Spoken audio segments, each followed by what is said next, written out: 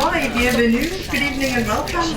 Mon nom est Ingrid Bachmann, je suis professeure dans le département des arts plastiques à l'Université de Concordia. Il me fait énormément plaisir de vous accueillir à cet événement dans la série d'artistes invités Conversations en art contemporain.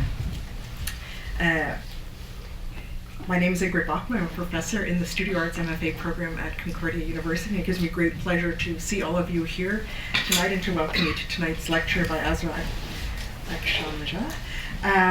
This, as you know, is a bi-monthly lecture series. We'll have our last lecture in 2 weeks' time here, and we hope we'll see you there.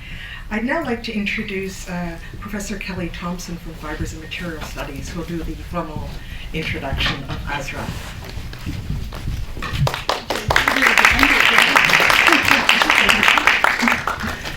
Hello. It's a great pleasure to introduce Azra.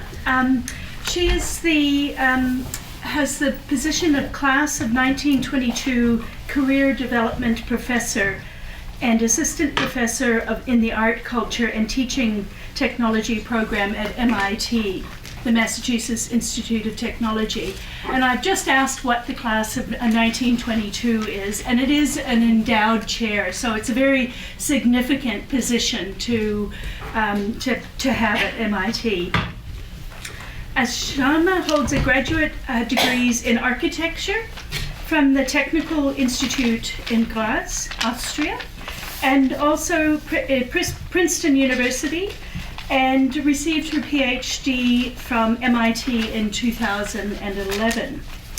Bridging art, architecture, and history, her work investigates politics of representation of Islam in the West, spatial mediations of identity and cultural transfers. Her work has been shown at the General Foundation Vienna, Sculpture Center New York, the Session Vienna, Royal Academy of Arts in London, and the Fondation Giorgio Cini within the 54th Biennale in Venice. So it's a great pleasure to have you here, and welcome.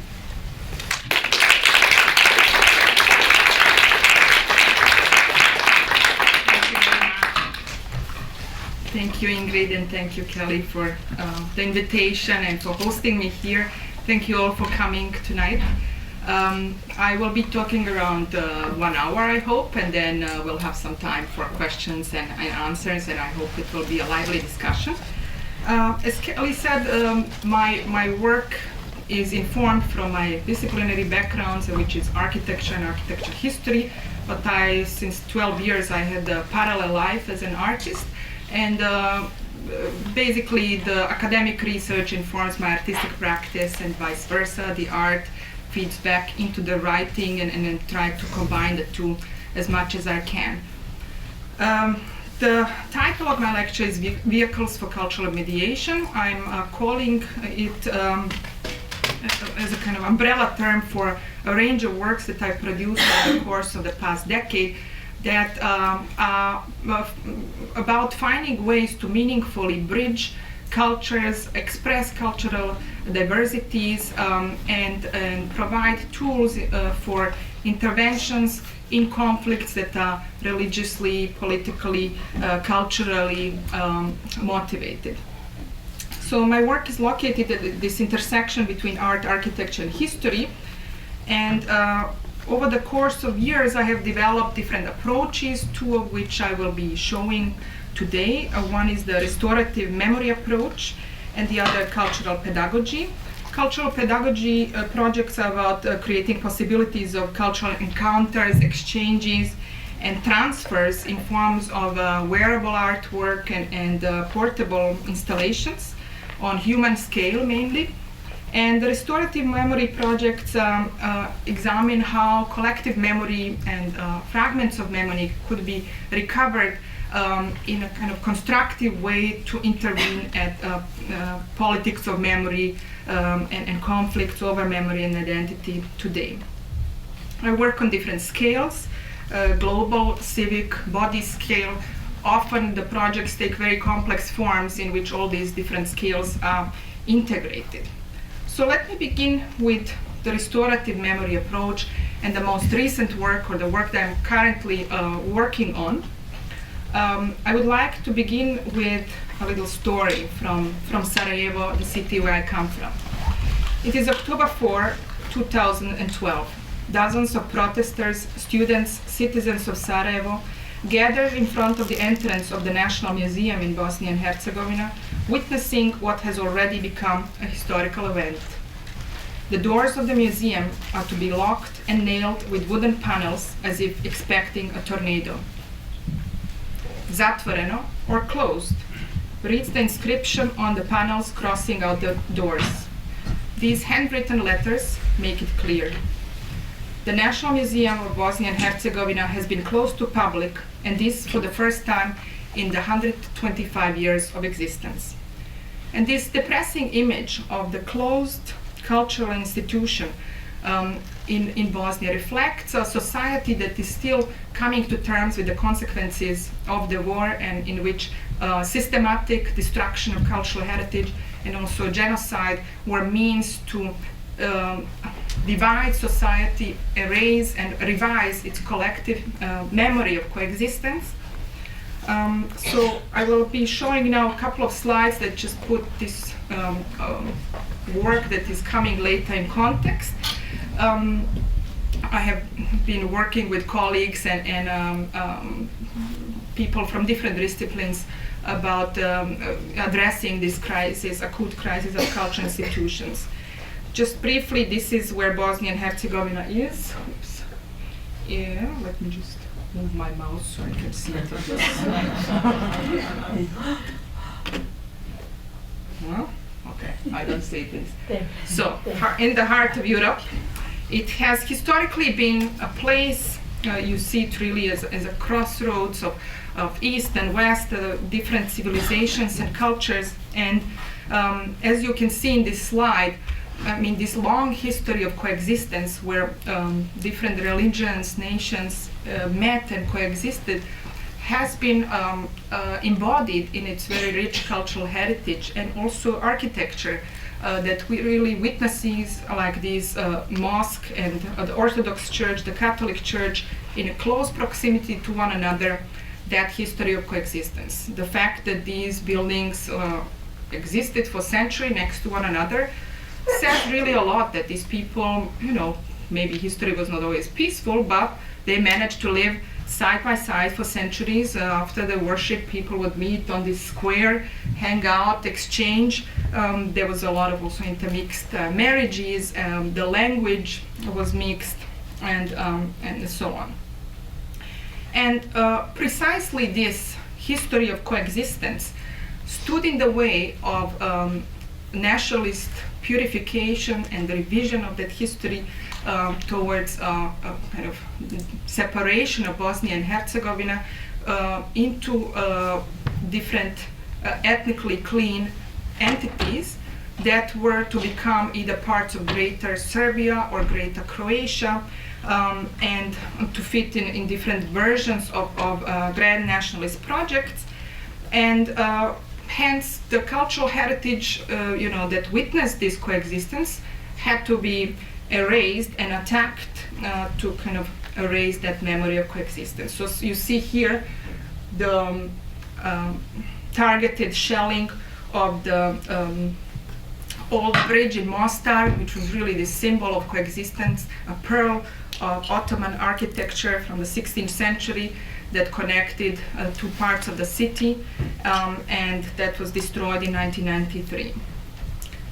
Religious architecture was, precisely because it is the most poignant symbol of ethnic and national identity in public space, was specifically a target, and so people who were identified, so to say, as enemies had to be erased, and also traces of their existence were attacked. So over 3,300 religious monuments were destroyed in Bosnia and Herzegovina. Symbols of all ethnic groups were affected to different extents, though. Around 1,200 mosques were destroyed, and approximately 200 churches, predominantly Catholic ones. The program of ethnic cleansing that was undertaken through a mass murder and forced expulsion of people and eradication of their material traces was undertaken in a twofold strategy. One was to really expel people from their homes and kill them, put them in concentration camps. There was torture, mass rape, and killing that would forever, so to say, extinguish the desire for coexistence after you have been tortured so much and had your family killed in front of your eyes. You know, why would you ever want to live together? Those who survived were basically kicked out of their villages and homes. And here an image from the refugees from Srebrenica, the genocide that is acknowledged so far, but there were many other killings that were not yet recognized as a genocide. So the other part of that strategy of ethnic cleansing was to, you know, next to the traumatizing and antagonizing particular populations within multi-ethnic enclaves to extinguish their desire for coexistence, was also to annihilate all material traces of their coexistence, and that would prove, so to say, their historical claims to land. So here you see the burning of the National Library Vijećnica in Sarajevo in 1992 from the position of the Serb forces controlled Yugoslav army that was sieging the city of Sarajevo for years, targeting the library in a precise incendiary grenades. When people built human chains to rescue books that were burning, they were shot by snipers so that firefighting operations could not be conducted. And this was called by historian Andras Riedelmeier the largest single incident of book burning in modern history. The significance of this library is that this was the main university library, the National Library, and also it contained, this one, but also, for example, the Oriental Archive of the Oriental Institute and many other archives that were shelled, contained different documents that from the 19th century, land relationships, ownerships of land, who was where, and basically you can kind of destroying these documents, you destroy also evidence of who lived where for how long and so on. So in '95 the Dayton Peace Agreement was signed, and this country was divided into two political entities, the Serb Republic and the Federation of Bosniaks and Croats. And what is very interesting is that this kind of compromise made for the peace really, in fact, legitimized ethnic cleansing and genocide and a kind of this separation of ethnic life in the country. And you see here maps from Bosnia before and after the war. So this is before the war. You have a demographic map with a patchwork of people living really scattered all across and not really more than 50% of majority of one ethnic group in one region. And then in this, after the war, neatly separated ethnic majorities, which then became these, so to say, political entities, Republic Srpska and Bosniak Croat Federation. And so, of course, you know, this is an enforced condition, which then perpetuated the war after the conflict and kind of fighting has stopped. But you have a continuation of conflict happening and perpetuating itself in the cultural sphere through a battle of religious symbols and ethno-national demarcation of territories, showing who has dominance over what territory, who has returned to what territory, who is now new boss in what territory, and so on. And in many cases, in the process of restoration of religious architecture, you know, people will hurry up and kind of until the Department for Conservation doesn't get a hold of a restoration process, they will hurry up and rebuild a church tower or a minaret, tripling the height of it, just to really show that they are back, and or that they are the new boss in that city. So this has many different reasons. There is nationalism going on. There is also a kind of a resurgence of religion after the communism. But so different processes are negotiated in religious architecture. But the point I want to make here is really that the war is still going on with different means. And part of that conflict is taking effect also in the way cultural institutions are dealt with, that are, so to say, institutions from the previous system that was a socialist Yugoslavia. And it had different archives, libraries, national galleries, and so on. And when Bosnia and Herzegovina became a country, these institutions were supposed to become a kind of state institutions. But then in Bosnia now you have half of the country saying, well, actually, this is not my national museum because I want to have my own national museum. I don't want to live with you guys anymore. Or this is not my history. I'm not sufficiently represented in this museum. So of course these institutions, and 7 of them, these are major state level institutions, National Museum, National University Library, National Gallery, Cinematic Archive, for example. These are all affected by acute crisis, and the National Museum has closed. The gallery has been closed a couple of times, but reopened.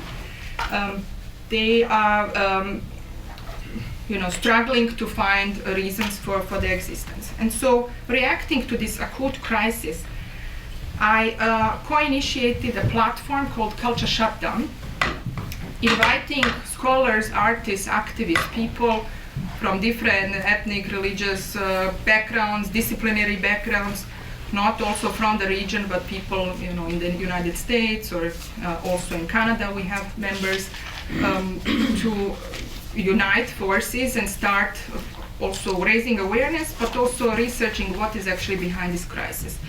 So what we found out was that this whole discussion about there's no budget for this museum is in fact a political discussion, that these institutions have never been legally defined, meaning that the state of Bosnia and Herzegovina never said, yes, this is my state archive, this is my national museum, or no, it's not.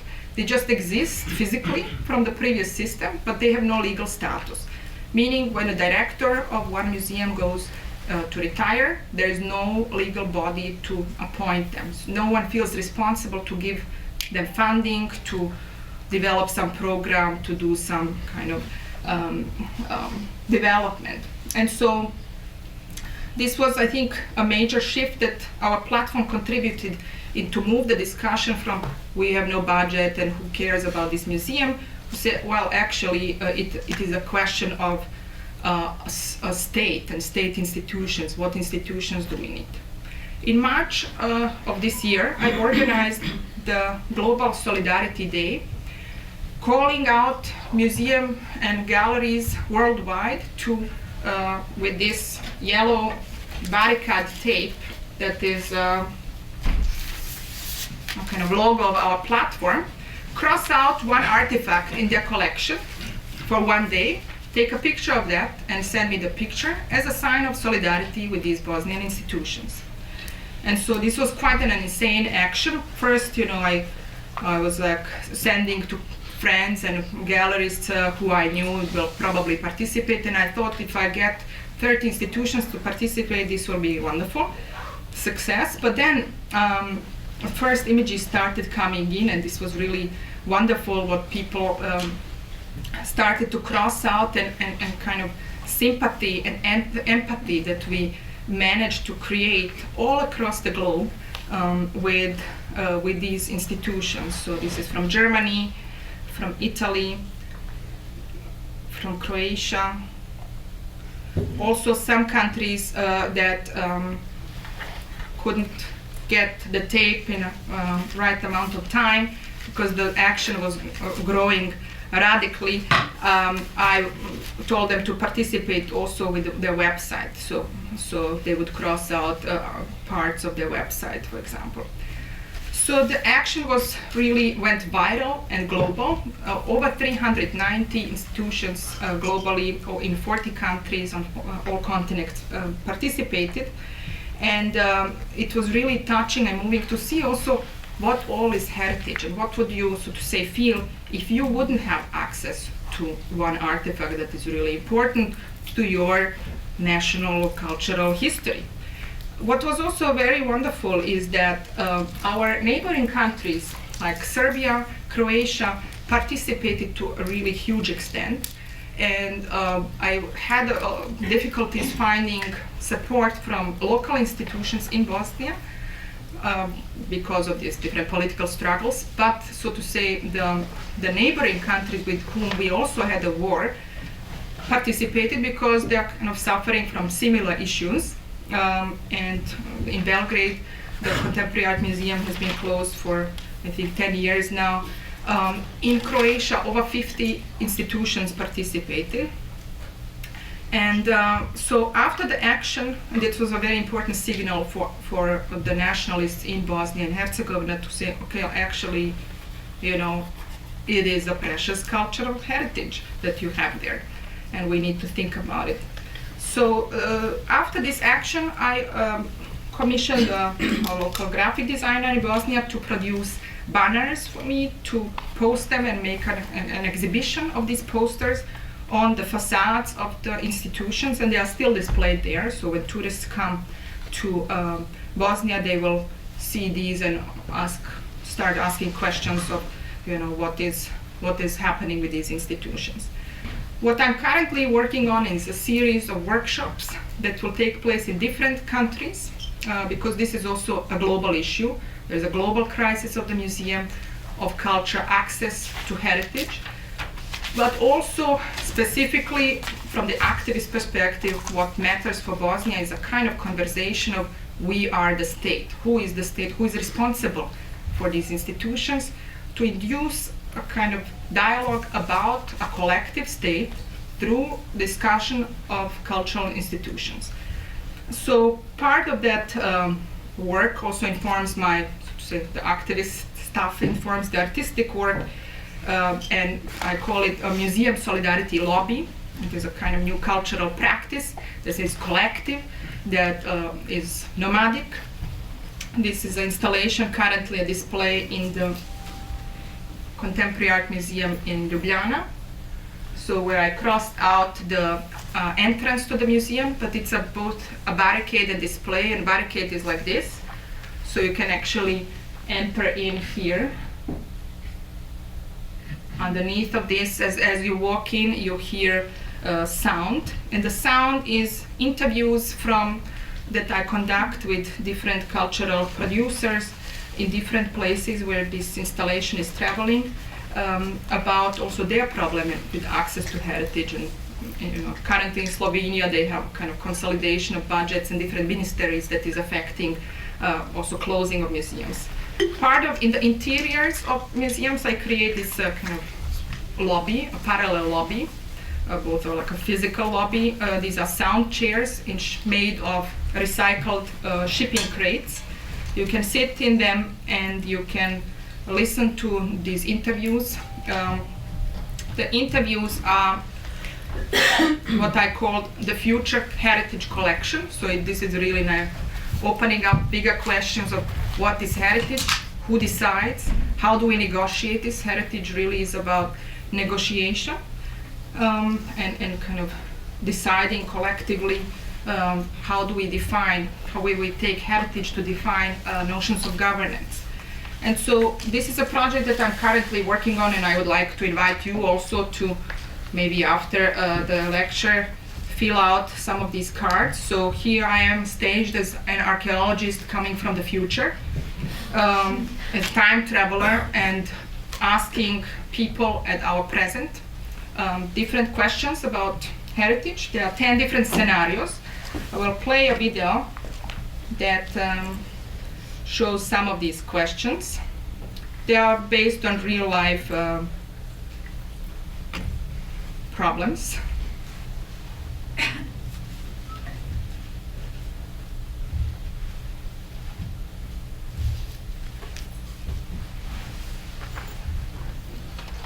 Dear citizen of the world, 100 years from your present, humankind has finally established contact with another planet. Humans are about to send a spacecraft with documentation about heritage representing or embodying the cultural memory of our world. Through time travel, I have arrived to include your voice in this selection process. As the Earth's representative inhabitant, you have the right to select one example of cultural heritage. Can you tell me what would you pick and why? Please send me your proposal by sending out this card. Thank you.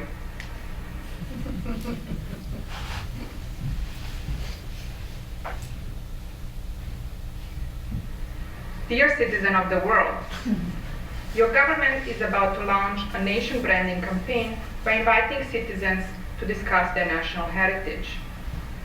The government plans to create a Twitter account named @Heritage of My Country, curated weekly by a randomly chosen citizen. The goal of this rotating curatorship is to improve the image of your country through definitions of heritage that are literally controlled by its citizens. You will be in charge of this account for 1 week. What example of heritage would you choose in order to improve your country and why? Please help your government by filling out this card. Thank you.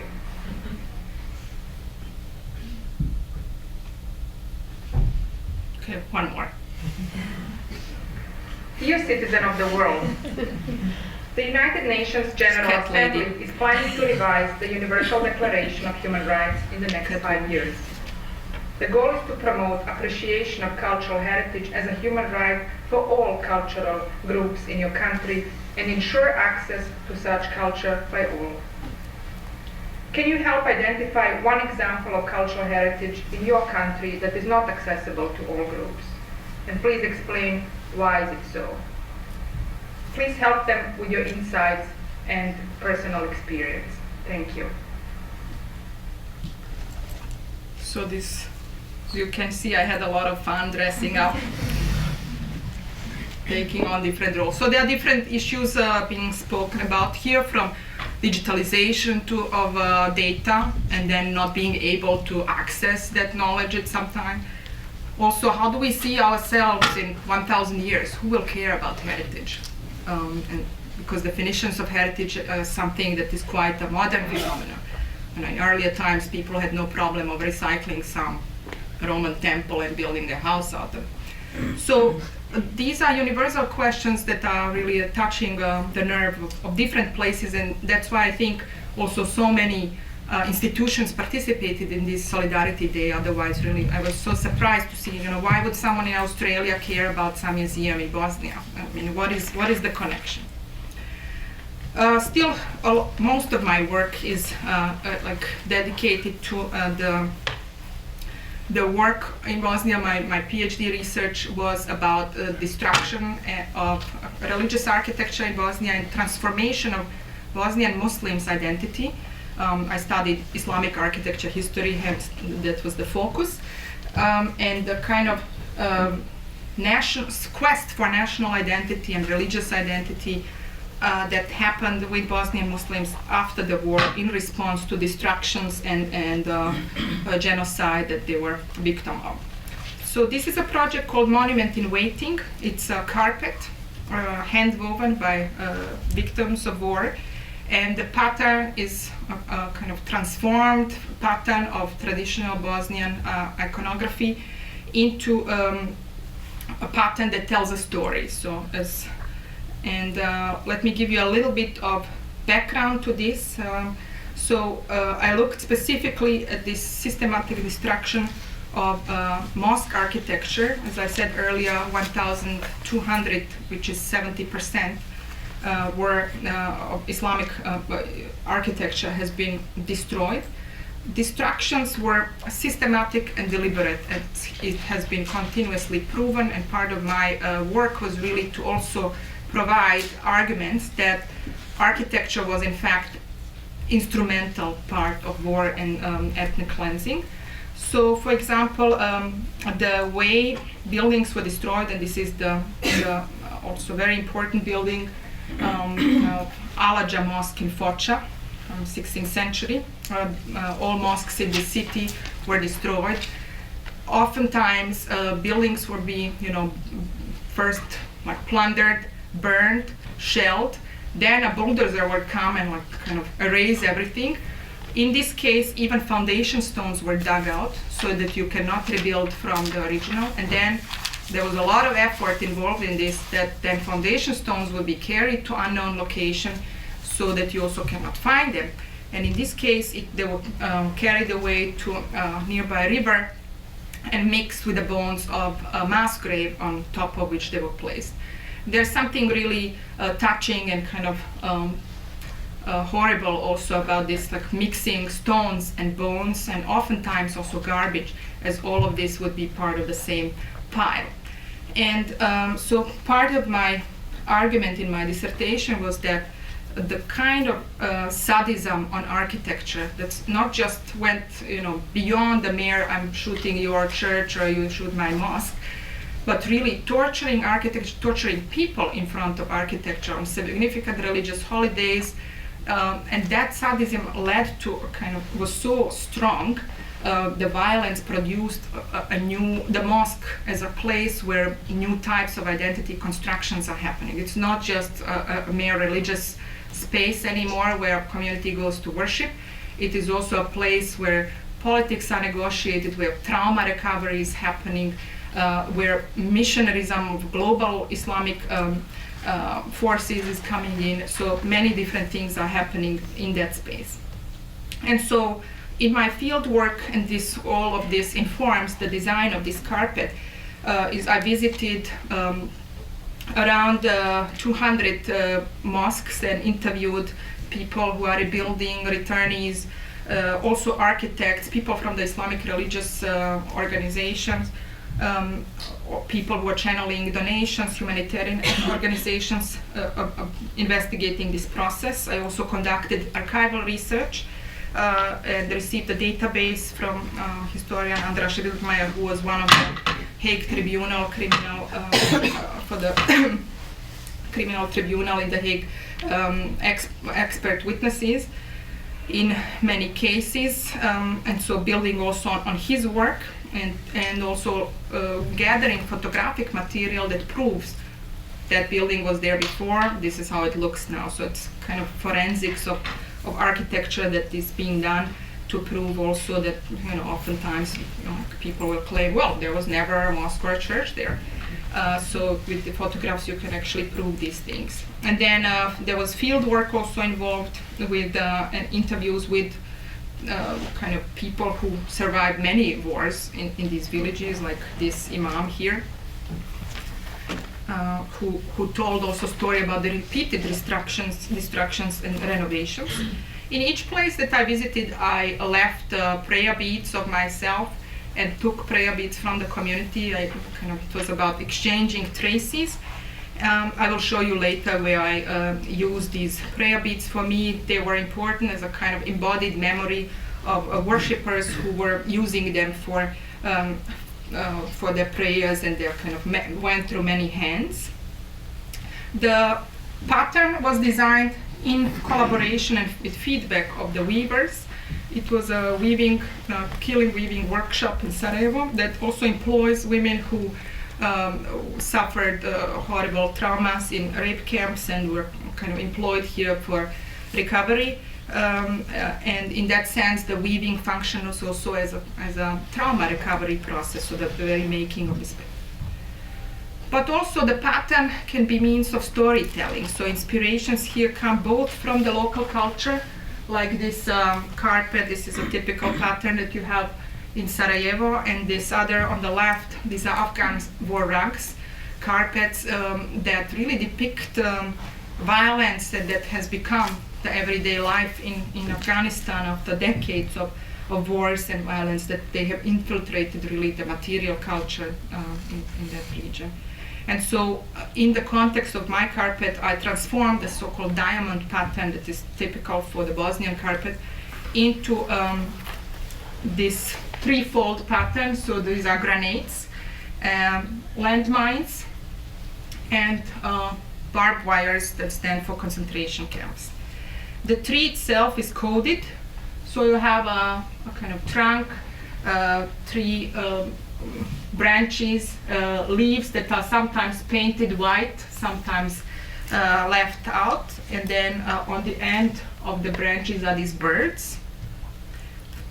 So in order to read the carpet, you also have to have, there's a video and booklets that kind of give deeper information about what is being told. But this is a kind of structure of it. So the birds tell the story. There is devastation, intensity marked by the degree of these leaves, and then also the means of reconstruction, whether they have changed something or not. In many cases, people just rebuilt a completely different structure and, so to say, reinvent the identity. At the end of the branches are birds. Birds in traditional carpet iconography are carriers of souls from this world to the world after, but they are also carriers of messages. So in this carpet, there are nine stories presented. This is, for example, a bird that is telling a more kind of historic story about a woman who was kidnapped during the Austro-Hungarian raid of the city, and was brought to Budapest, and every night she would dream of a sheikh, like an Islamic mystic, appearing in her dream, and she was homesick, and she would say to him, "I want to go back to Sarajevo," and he would tell her, "Step on my foot and you will find yourself in front of the Maghribia mosque." That's supposedly the oldest mosque in Sarajevo. So every night she would step on her foot, and it was a kind of story of teleportation, of which many people in Sarajevo dreamt of during the war, when they were living when being hunted with snipers like animals. This is a story of a bird, two birds in the same nest in the village of Ahmići, where 116 Muslim inhabitants were killed in a single day by the Croat forces that raided the city or the village. And the imam was crucified at the door of the mosque, and the destruction and also this killing was so, of neighbors really doing this to their own neighbors, was so heavy and traumatic that after the war, when the community split over the dilemma what to do with this mosque, whether to reconstruct as if nothing happened, because many didn't want to be reminded on what had happened, and the others said, no, we have to build a marker, and we have to set some sign that this cannot be forgotten. And so for a long time there was really like a fight in this community, and it split because of that. This is a bird with a long neck, a story of a mosque that was just only a little shell, the minaret, but then in the process of reconstruction, the Muslims from that city used the opportunity to basically express their defiance to the people who destroyed this mosque, and kind of rebuilt the minaret twice as high as it was, and also kind of providing some reference to glorious Ottoman past, that showing also kind of historical validity and claims to the land. So there's some kind of also nationalism expression coming out here. And then this is a story of a mosque in Zvornik that is the only mosque that was restored in the city. All mosques in the city were destroyed, and again also the foundation stones dug out, garbage piles or parking lots or buildings built on top of these empty lots, so that you cannot rebuild there. And they had a lot of struggle, like returning and kind of trying to rebuild this one. And this is pigs probiotics, because in the process of restoration they threw them a slaughtered pig into the foundation stones to basically humiliate the place, because eating pig is a kind of impure animal in Islamic tradition. Eating pig is forbidden to Muslims for also dietary reasons, but this is also symbolic really to show you are not welcome here. This is now our land, so don't come back.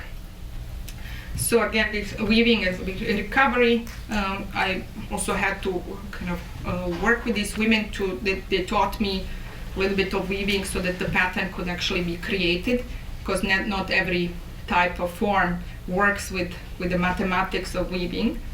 And then finally, the carpet was meant to be displayed at the criminal tribunal in The Hague.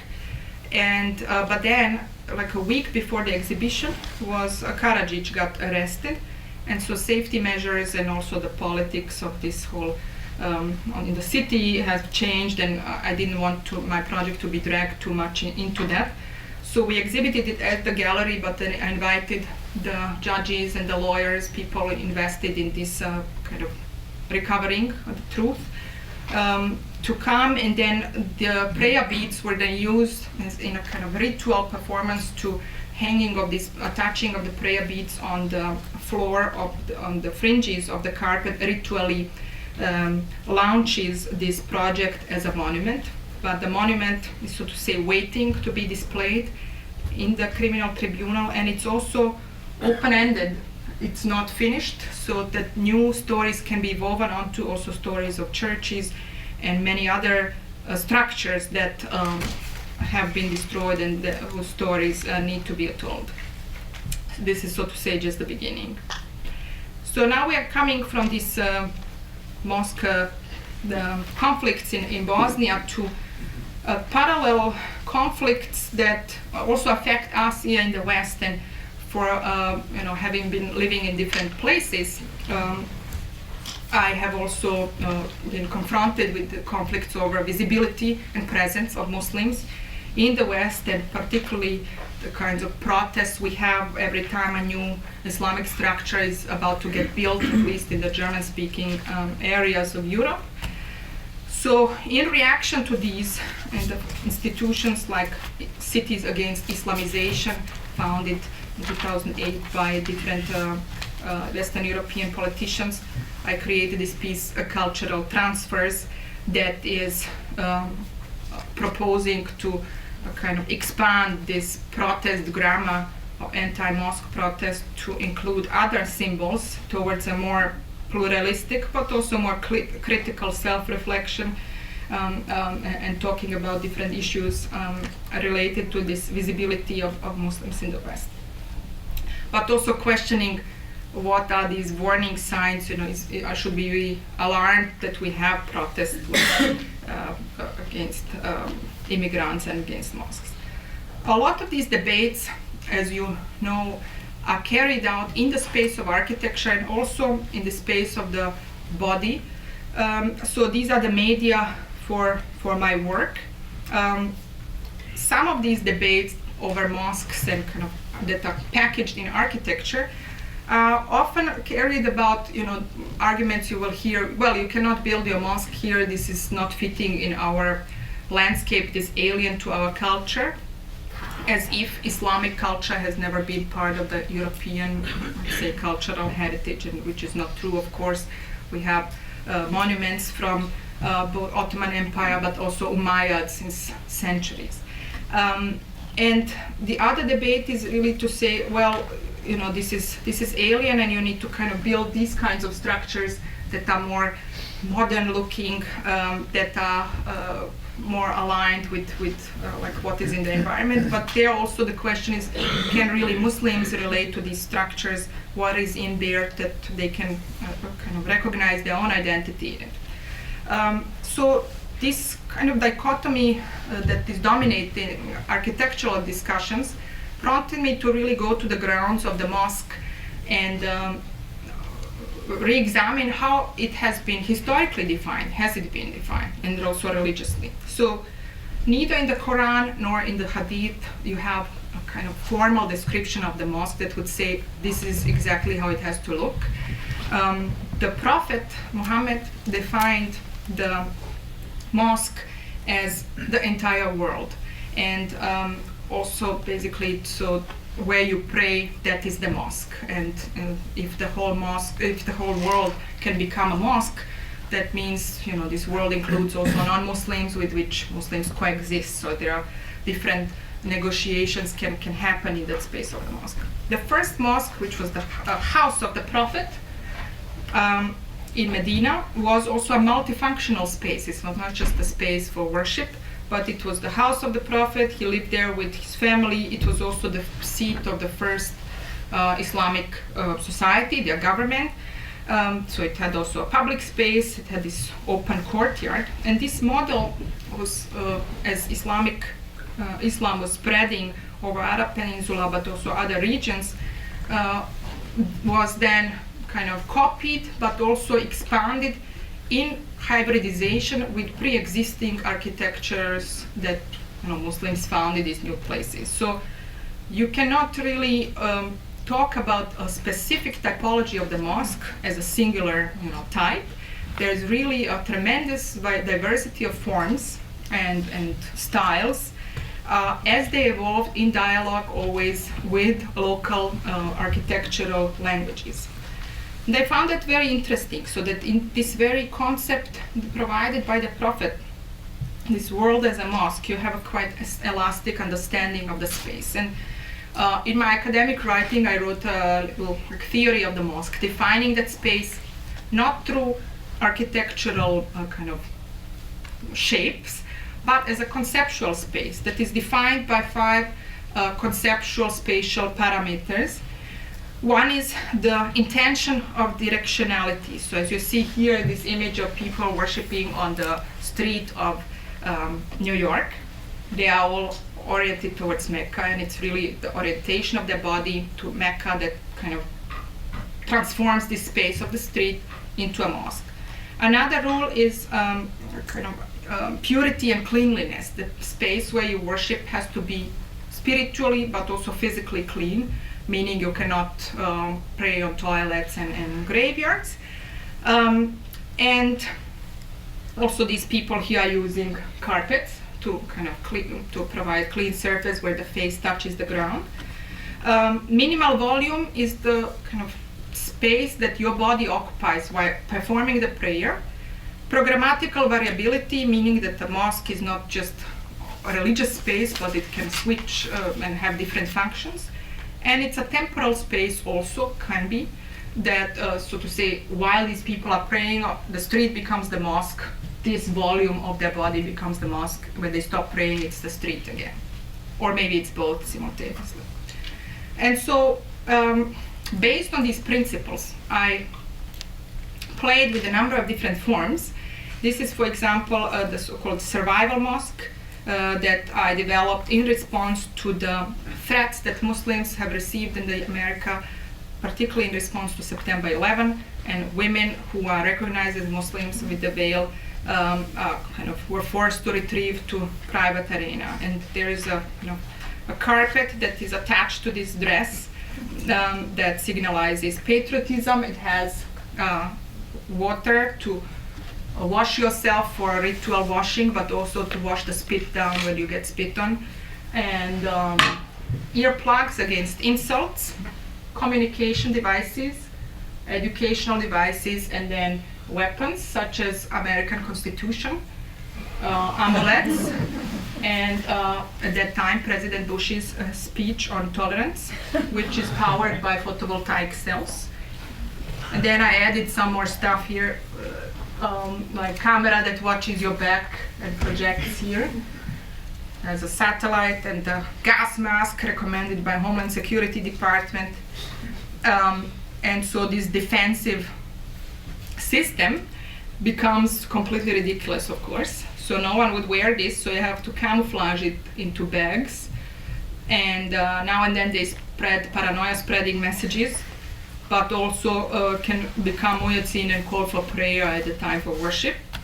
They have Bluetooth, so when 2 Muslims are close to each other, they start beeping and signal kind of community proximity, and everyone gets connected, and this is like large network that then again can be spied on by hacking the satellite.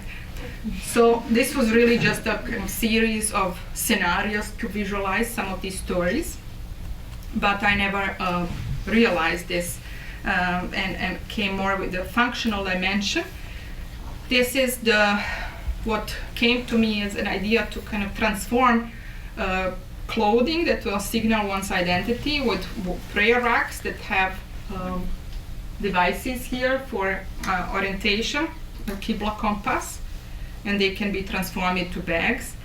The front part of your pants becomes a place for prayer, but because mosque is a social space, you can unfold the back so the next one can pray behind you, like this one.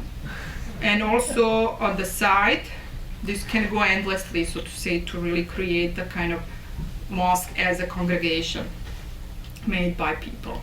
And then what I ended up producing is these prototypes that this is a female suit that the pants unfold, and there's a male. So this is I'm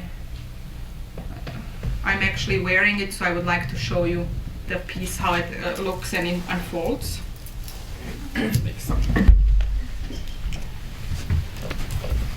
Maybe, Ingrid, do you mind if you're holding the, because I have to do a lot of stuff. Okay. Thanks. So I have my bag here that has a little Qibla compass, and so I find a direction of Mecca. Looks like this. So the bag transforms, inside of the bag gets off. The bag transforms and becomes a veil. You see this. This is an older prototype. I gained some weight, so I had to redo it. And so with a couple of actions, you can take this off. So this inside is made with water-resistant material, so that you can basically transform any space into a prayable space. And then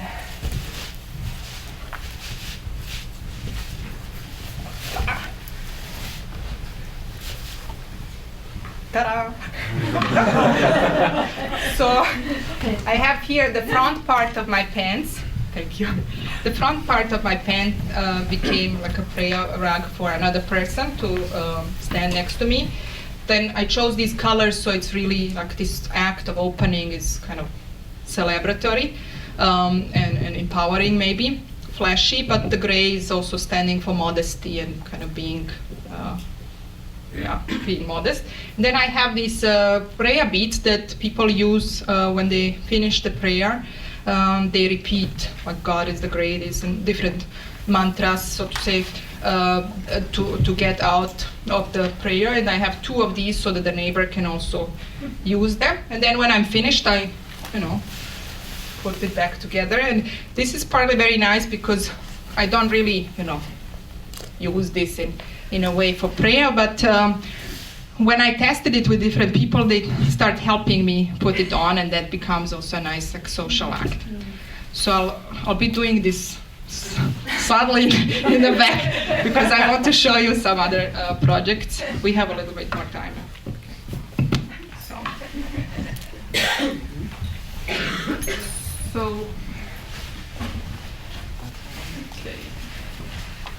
So there are different iterations of this. So this started in the US. So this is Diyandol Mosque that I developed in response to a site where I was artist in residence in Austria, where people really are very fond of their tradition and are still walking in these Diyandols. This is the Austrian traditional costume.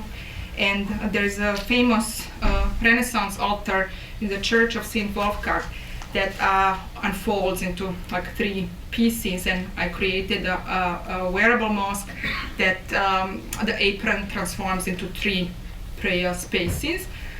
So what is, there are local souvenirs here attached to this, and this was kind of interesting moment where I used, so to say, local souvenirs, these little Swiss knives and ropes for alpine hiking, which is really the identity of this place. But of course, this is a point where everyone is point of contestation. Why are weapons on this thing? And it's in that sense the work really functions as a mirror of seeing what people actually see this. Is it the threat? Is it something you are including native, locally available materials and symbols? What are you doing with them? This is the frontier vest that I designed in response to a place where I was in a checkpoint between Ramallah and East Jerusalem. It's a jacket, any kind of jacket that opens in the front is called frontier vest. But it's a sports jacket that can unfold into Islamic prayer rug and also a Jewish talit prayer shawl. So the hat opens, here becomes a kind of kippah. And these are some of my Middle Eastern, American, Muslim, Jewish, secular friends. It's ambiguous. So it's also interesting here reading, this in the context of the US, or Canada, you would think, well, young people in sports jackets. If you read it in Israel, it could be a refugee, a suicide bomber, a young soldier. The reading is really also invested by the context. And finally, the last piece shows the architectural dimension, where I'm really working in the real architectural space. The Islamic cemetery Al-Tah that just won the Aga Khan Award for Architecture in 2013. The architect is Bernard Abada, and I designed the interior of the prayer space. This was a project of collaboration of 96 communities, Muslims, immigrants from Turkey, Bosnia, Chechnya, North Africa, who live in Vorarlberg region. This is in Al-Tah, a small town in Western Austria. They came in the 60s, always thought they're going to go back where they came from, and then they decided to stay. And now the process of pluralization is coming, basically, is happening. And the decision to create a cemetery that would unite all these people and will be a common ground for all of them was like testimony to that fact, that they are, found new homeland. I responded to this idea of homeland, that homeland is not anymore the place where you came from, but where you want to be buried, with a design of the interior space that would talk to different cultures with material references and also forms. For example, here, this is the so-called mihrab or Qibla wall. This is the wall facing Mecca. And you have calligraphy that is made of wooden shingles that stand for local Austrian tradition. They have a very strong tradition of woodcraft there. And these shingles, though, are oriented towards Mecca. So as you walk in, you see, you walk in from the side, you see like a forest of these shingles. As you walk through the space, they start shivering because of the way you move. And then when you stand in the position to look towards Mecca and for the worship, the image stands still, and then you can read also the calligraphic inscription, Allah and Muhammad.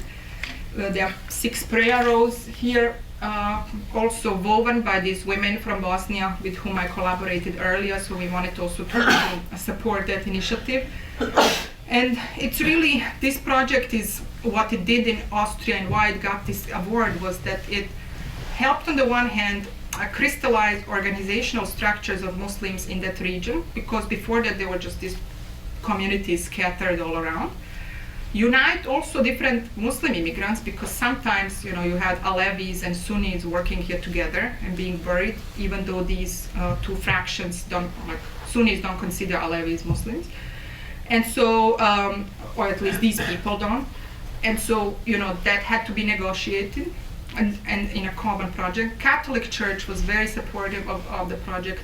The project was initiated by a Jewish historian,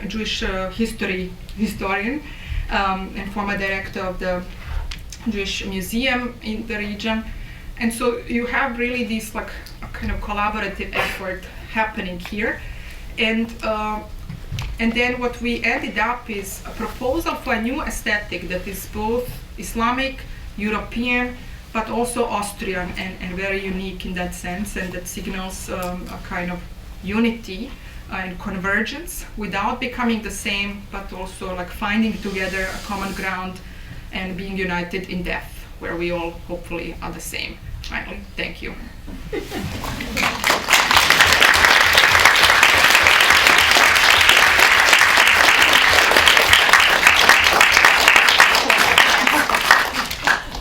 So if there are any questions?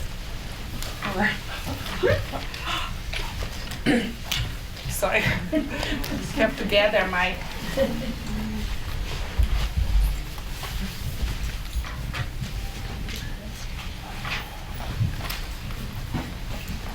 This is very warm suit. Good for Canadian climate. so questions? I have one.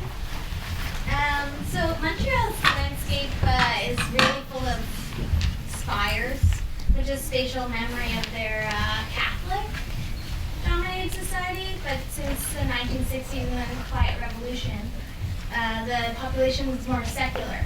So I was just curious, like, how you think that old architecture still informs the cultural reality of, and how that kind of compares to Bosnia.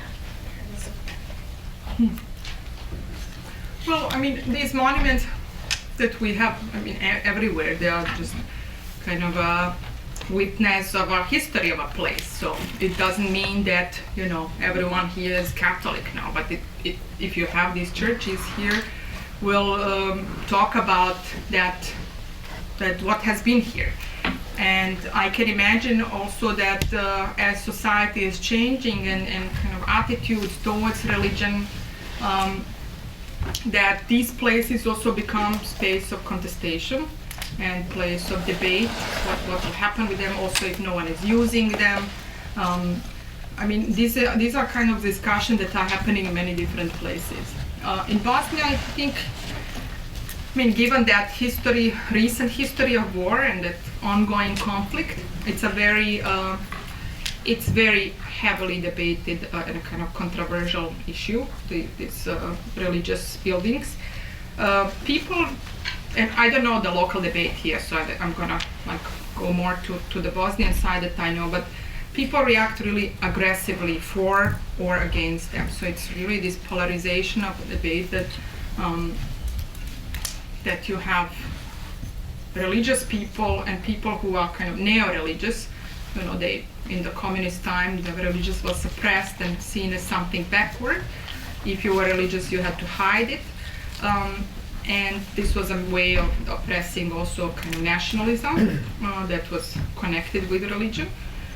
You have a strong resurfacing of that happening now, and that nationalist struggle is carried mainly through religious symbols, but also language. I mean, we have kind of distinctions now in language. I mean, the topic is so touchy that I don't know. I just saw actually there was an article published here by one of your colleagues that in announcement of this lecture, and it was translated on the Bosnian portals. And I was reading some of the comments. I mean, mostly these comments are always horrible, but you could really see this, like, yes, Bosnian girl, go, or what is this bitch doing? You know, I mean, this really horrible kind of a split between, and also where my own work gets instrumentalized into this or this action. That's why for me, I decided, to move more in the artistic realm, academic as well. I mean, you cannot, of course, prevent instrumentalization, but I use these things not to kind of proclaim some religious missionarism here and convert you to Islam, but to talk about, pose questions. You know, this is, and what is it that we are afraid of? To show, for example, something like this, that a Muslim woman can be chic, she can be a professional. Muslims are, not the monolithic structure of Islam is coming to Canada, but it's it's a bunch of like thousands of different individuals who have diametrically opposite maybe worldviews. They come from different backgrounds, they have different professions, educational levels, social structures. So, and so this kind of work tries to just point that out and deconstruct the stereotypes in a kind of friendly but provocative way. And the critique works though in two directions. So, it's a negotiation that happens for me.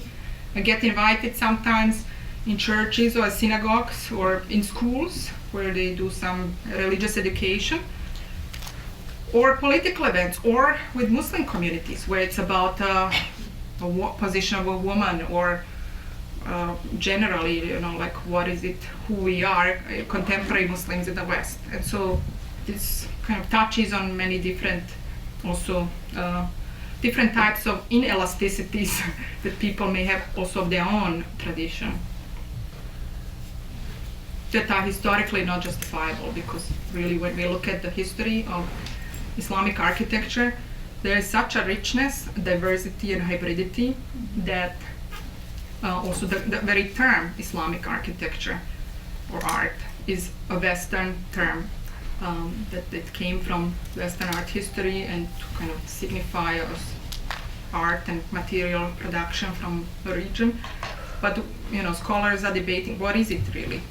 Do we talk about Christian architecture in the same sense? I mean, is a high-rise in Saudi Arabia Islamic architecture? What makes it Islamic? So, I mean, these are very interesting questions. And this is not to, we just need to, like, so to say, address these issues. It was a long answer. You have to interrupt me. No problem. Yes, please. Thank you very much. It was really interesting and funny as well, which is great. I just had two questions. The first question, just a short question, in the sense that you mentioned the different structures that were targeted, and you mentioned two types of Christian churches and then mosques. And I'm just wondering whether synagogues were also targeted, because I think there are Jewish communities in Bosnia. That would be my first question, very short. The other question is, I'm not quite clear on what the political debate surrounding the museum as institution is really about. What are the problems? Because there seems to be such an eagerness to sort of, reconstruct religious buildings as a kind of statement. So what is the sort of conflict that's happening within the museum in terms of the link between nationalism, identity, and so on? If you could clarify that would be great. Sure. So, yeah, synagogue, I mean, there were not many synagogues left, so and they are not used as such, so they were shelled in Sarajevo also like any other building, but I mean, there were not so many structures, so it was really mainly actually Islamic sites, like the majority, but yeah, as I said, like the percentages, and these are debated numbers, so I have mainly looked into the Islamic numbers. There are some studies that were conducted by independent researchers, and all have this huge disproportion in terms of numbers, but the numbers are going to be fought over. So what happens now after the war is that people are also kind of like, they will declare also very little destroyed buildings. It's like totally destroyed, because they also want to get money for reconstructions, or to be able to also express their nationalism partly, because they'll just destroy a historic building and then make a huge mosque or church on top of it. So there is also general lack of understanding of historical value of some of these objects, and this affects every community.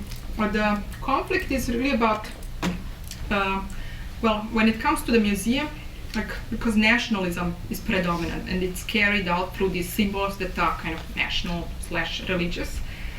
So there is commission to preserve cultural monuments, and people are really mainly aware of whatever is their national culture, they'll go for it. There is money for that. There is also money for festival culture. So you have a very successful films festival, theater festival, jazz festival in Sarajevo. For them it's easier to get sponsorship, also corporate. The problem is with this so-called state culture. So kind of heritage, like institutions like an archive or library or a museum, that really depends on state infrastructure and kind of funding sources for that. And in Bosnia, the state doesn't really exist. So you have a state that has political entities and groups that have conflicting claims with the umbrella of the state. So you have people who are saying, no, this is not my state, I have my own state. So the institution, such as a national museum, stands for this common umbrella, plus the country doesn't have a common cultural ministry that is standing for all people in Bosnia and Herzegovina. And they also don't have support because, I mean, they are really old structures. They have, people there haven't been receiving salaries for 17 years, no funds for development. So of course there are like problems with program that they offer. There's corruption. There is also, you know, not like, there are different issues basically. So partly there are personal things, like I don't like this director, so they don't want to support. So they have very little support also within local intellectuals. But the fact is, regardless how maybe dysfunctional these institutions are, there is stuff in them. There is heritage in them that belongs to all citizens of Bosnia and Herzegovina, and that is really precious stuff. And of course, you know, for our platform, the idea is not to preserve these museums as they are. They have also their underlying power structures. I mean, this is colonial history of Habsburg Empire. So it's a little weird actually as an artist, given the history of institutional critique, to kind of defend the museum. But in this case it makes sense because it's a fight for a kind of collective vision of that country. So a country that needs to have a common heritage that's not just like this ethnic group or this ethnic group. Let's have an institution that stands for all people and protect us. And so this is what it's about for us, and then the hope is really to create a dialogue.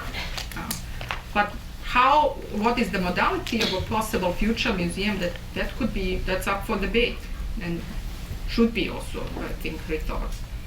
Funding models as well. Okay, that's what I'd understood, that the debate was really about how to live together, which is quite interesting, you know, in terms of collections. There's a similar debate going on in museums here. Yeah. This is this like negotiation of what is heritage. Yeah. There's a question over there. I have a question about, you practice sometimes as an architect, it seems like with this last project, but for the most part, not as an architect any longer. Am I right in that interpretation? Yeah. My question is how, especially with this sort of like memorialization of these buildings that have been destroyed or erased, what's your personal definition of architecture? And what is an architecture once the physicality of it has been sort of cleared from the earth, the way that a lot of those buildings had? And how does it manifest itself in new projects that you're constructing? That's a very nice question. Well, I mean, it's hard to give a definition of architecture, but at least, for example, for these buildings, what is it about this? Okay, there is a kind of embodied memory of a culture, of a group that has lived there. And then architecture, because it's also a collective practice, you need a bunch of people to collaborate, share skills, work together, someone who funds that. It's also like talks about the history of a collective or a collaboration. The way we design things and where we place them also talks about kind of, it ties a memory of that collaboration tradition to a specific territory. So it's architecture, you can say, is also proof of a historical claim of a certain group. When we talk about kind of community architecture, such as religious buildings, their attachment to a land. And then it's a social process. So what is really, I mean, I defined architecture there more broadly when I looked at these mosques and rebuilding, kind of funding flows. You have Saudi Arabia missionarizing Turkey, missionarizing Bosnia. You have diasporic communities building websites where they collect funds to restore their mosques. But it's really also community kind of touching base with the people who are in Bosnia. So that's also architecture, I mean, this whole kind of social structure of that. And so I think it's a kind of space of negotiation of many different things. So for me, particularly with this last project, that was also what it was about this negotiation. So what happened with the Islamic cemetery is that it's really like a pedagogical device, what this cemetery. It speaks mainly to actually non-Muslim population. At the opening we had more than 1,000 people, non-Muslims, who came with buses, bicycles. It was crazy. We organized like architectural tours, counting with some 50 people who normally come to these openings. 1,000. So we had to split in groups. We didn't know how to accommodate all this. And they came because the aesthetic was appealing to them also, and that materiality I think is very important there.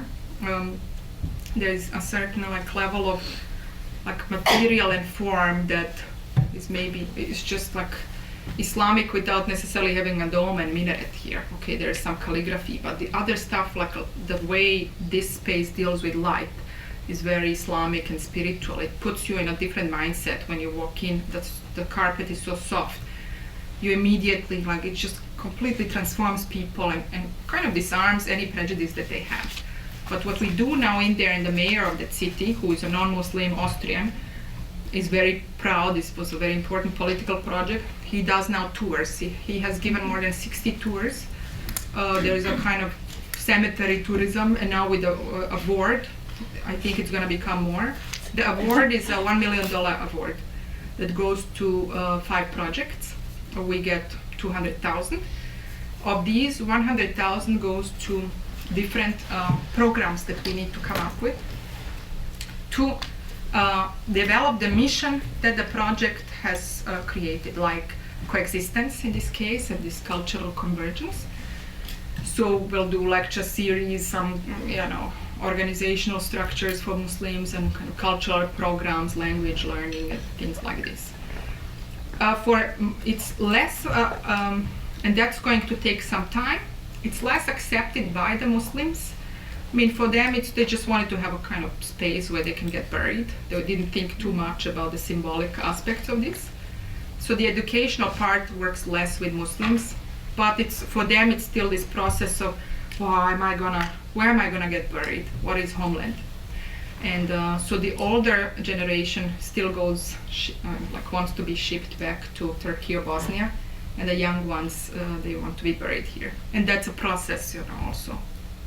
So architecture is a process, social process.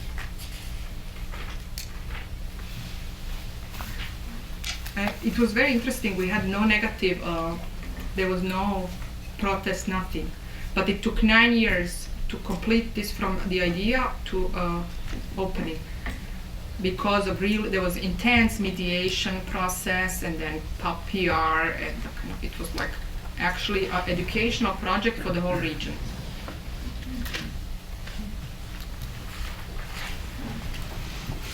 Okay, hi. I'd like to ask if you could pick one of your works and specifically make transparent your process, how you conceptualize the work and the research behind it and your working process. Basically, I'd like to know how you think. I find it fascinating. Yeah, so for example, this wearable stuff, the survival mosque that I showed was a thinking process for this. So at first there was, I don't know actually why I came, but I guess it was, I was just personally affected being a Muslim woman living in the West by constantly having to explain myself. Why am I affiliated with either being Eastern European in Austria as a kind of second-class citizen, or as a Muslim or unveiled Muslim woman. I mean, there's a lot of explaining needed depending who you talk to. So that's, I think, how I started dealing with this. But with research, it was really it was fascinating to discover you have this very intense debate on forms, and then you discover, well, actually, there is no formal definition. Why are we so stuck with this kind of, and so, going back, I mean, it was again, this academic research, I basically worked on mosque history for 5 years, reading a lot of historical material, writing original documents, and then writing this theory of the mosque. And then once it became clear to me, and that's a Quranic concept also, that the body is the minimal sacred space, then I was like, yeah, let's sew the thing. So, and then of course, the projects always evolve. So as I made the first one, first I was thinking of it as a uniform. These were the first photomontages. But then, how does this actually deal with the idea of Islam is monolithic? It still reflects, like, if you make a uniform, you still represent everyone as the same. So it's, okay, this needs to be site-specific, person-specific,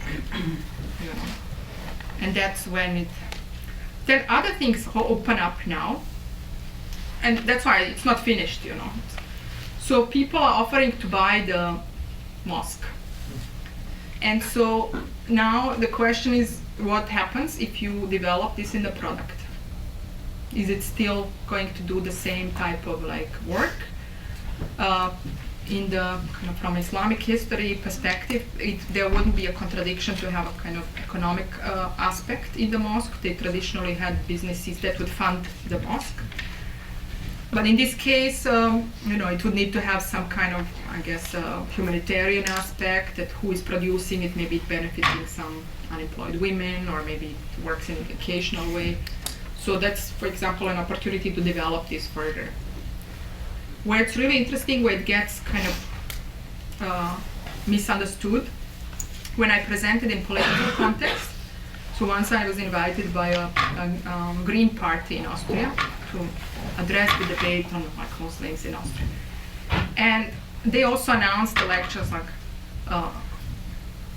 wearing instead of minaret, so suggesting that I'm proposing a kind of solution to the Austrian mosque problem. And then in the audience were old conservative Muslim men who were irritated by a young woman not being veiled.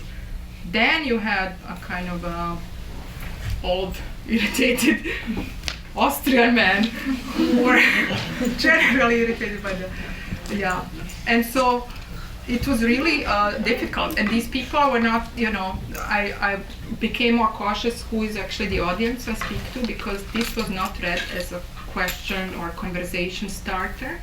It was this great, Azra Akšamija said we don't have to build mosques, we can wear them.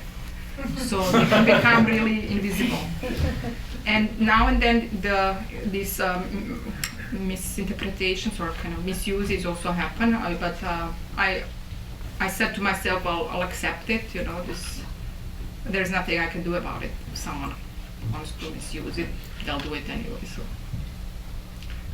still, when, for example, when something gets published in a wrong way, then I can react that there was a lawsuit that we won in one case against a right-wing party who misused my words and just reshuffled the quotes in a way that was completely saying the diametrically opposite of what I said. Things of this happen. I try to deal with them constructively and make new artwork out of them. Thank you.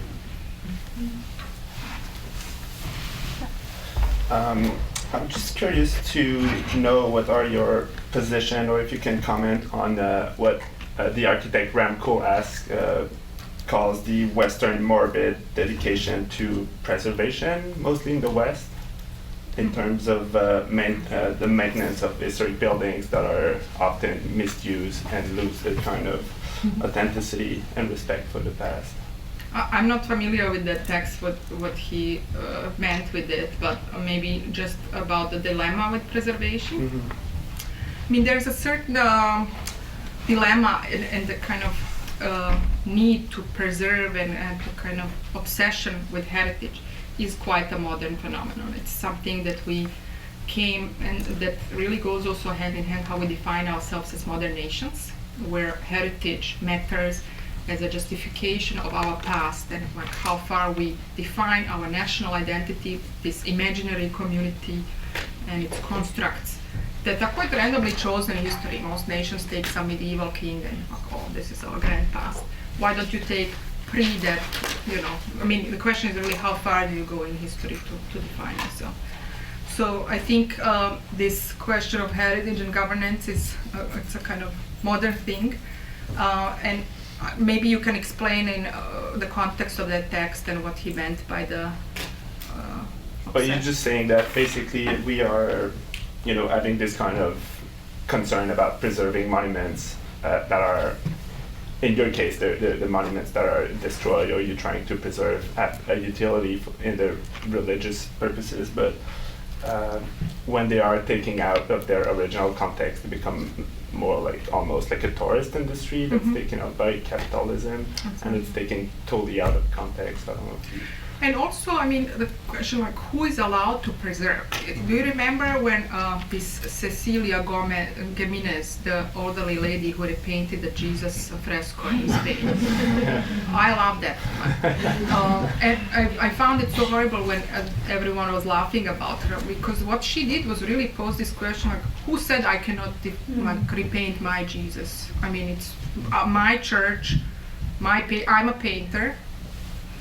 Why is someone else more qualified? And like, how did we get to that point that she cannot? And so in my future heritage collection, I have her also as a reference. It's like, who is allowed to restore heritage?